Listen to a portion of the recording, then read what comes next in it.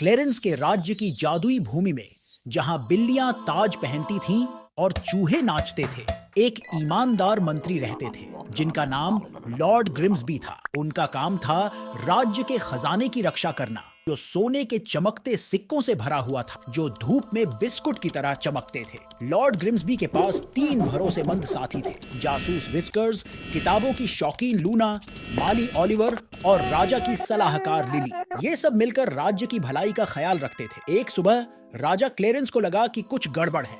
खजाना हल्का लग रहा था, कुछ सिक्के गायब थे। महल में अफरातफरी मच गई और लोग फुसफुसाने लगे कि कोई चालाक चोर है। क्लेरेंस ने सभी मंत्रियों को बुलाया। लॉर्ड ग्रिम्सबी ने कहा, मैंने खजाने की पूरी रक्षा की है। लूना बोली, चोर को सजा मिलनी चाहिए।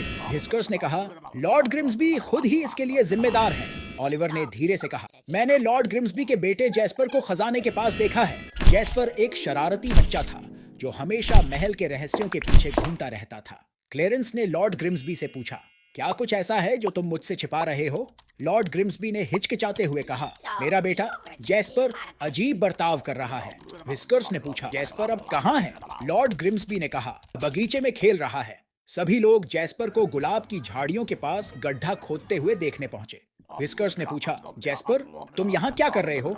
जैस्पर की आंखें बड़ी हो गई। मुझे यहाँ कुछ सोने के सिक्के मिले, लेकिन मैंने इन्हें नहीं लिया।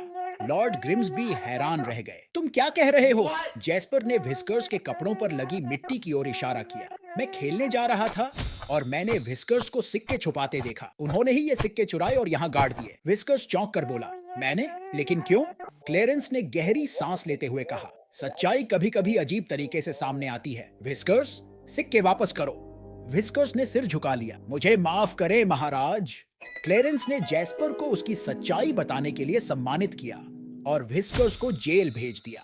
इस तरह क्लेरेंस के राज्य ने सीखा कि कभी-कभी छोटे प्राणी भी बड़े रहस्य छिपाए रहते हैं।